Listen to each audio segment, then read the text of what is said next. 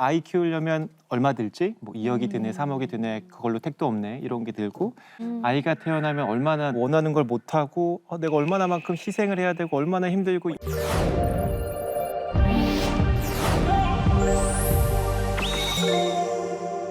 정말 아이를 키우면서 태어나는 순간도 그렇지만요. 매 순간 이런 감정이 있구나, 이런 행복이 있구나 이렇게 느끼는 순간들이 굉장히 많잖아요.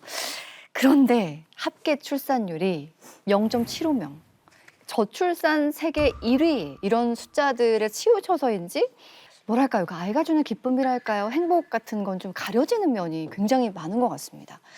요즘 세대가 아이를 안 낳는 이유, 못 낳는 이유에 좀 집중도 하게 되는데 조 교수님, 요즘 출산을 기피하는 경향이 없지 않아 있잖아요. 그렇죠. 네. 뭐 이 원인은 여러 가지가 있겠지만 그냥 이 가치를 가지고 한번 생각을 해보면 예전에는 아이가 갖는 가치가 사실은 노동력이기도 했거든요. 그리고 또 내가 나이가 들면은 내가 일을 못하면 우리 아이들이 성장을 해가지고 나한테 부양을 해주는. 네. 그래서 이게 나의 노후의 세이프티 넷 이런 노구적인 가치가 굉장히 강했었는데 네. 이제 교육을 더 많이 시키고 하면서 이제 아이한테 들어가는 비용이 점점 많아지잖아요. 근데 그게 아이가 갖고 있는 도구적인 가치가 경제적인 가치로 치환이 된 것 같아요. 그래서 그게 치환이 되면서 사람들이 경제적으로 나한테 엄청나게 큰 부담이 되겠구나. 이 생각이 더 커져서 지금 이렇게 출산이 좀 낮아진 것 같다고 봅니다. 아이가 태어난다라고 했었을 때 나오는 말들이 보면 아이 키우려면 얼마 들지? 뭐 2억이 드네, 3억이 드네, 그걸로 택도 없네 이런 게 들고 아이가 태어나면 얼마나 원하는 걸 못하고 내가 얼마나만큼 희생을 해야 되고 얼마나 힘들고 이런 것에 먼저 포커싱이 되는 것 같아요. 그래서 특히 젊은 층들하고 이야기를 해보면 그런 걱정을 먼저 하는 그런 느낌이 좀 들더라고요. 네. 실제로 출산과 경제적 요인을 연결시키는 경향이 굉장히 큰데요.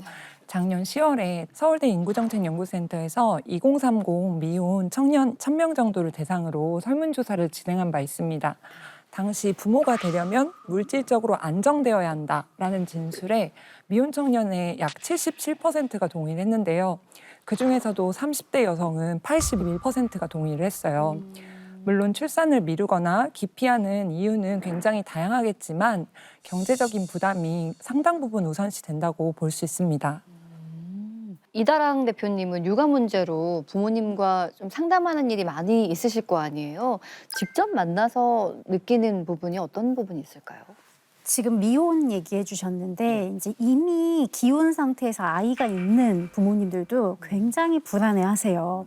또 이제 언제까지 얘를 서포트 해줘야 되는지 거기에 대한 그다음에 내가 그때까지 이제 노동하는 인구로 있을 수 있을 것인가 점점 출산하는 시점이 늦어지다 보니까 거기서 오는 불안도 굉장히 크시고요. 그러다 보니까 당연히 이 육아 자체가 되게 행복하지 않은 이런 현상들이 나타나는 것 같습니다. 네.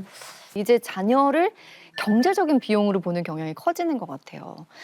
그래서인지 뭐 저출산 대책도 경제적인 부분이 지나치게 강조되는 면이 없지 않아 있잖아요. 뭐 지자체나 기업에서 현금성 지원이 좀 늘어나기도 하는 것 같고요. 요즘에는 지원이 1억은 기본이던데요. 맞아요. 아이 한 명 낳으면 1억 드리겠습니다. 네. 지자체도 그렇고 기업 중에서도 한 명 낳으면 1억 줄게요라고 하는 네, 기업들이 그런 생겨서- 기업 정말 있더라고요. 맞아요, 맞아요. 근데 뒤집어서 좀 생각을 해보면 네.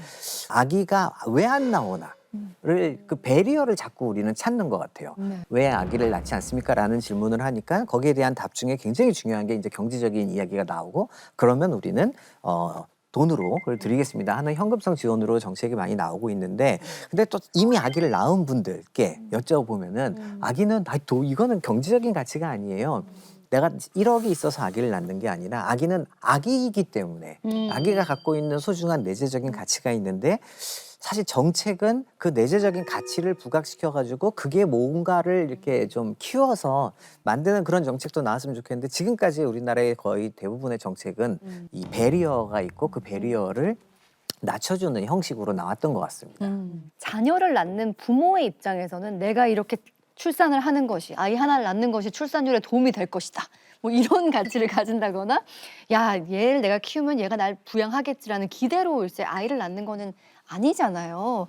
그러니까 아이에게 기대하는 긍정적인 가치가 뭘까? 거기에 저출산 문제를 해결하는 해법이 있을 것 같아요.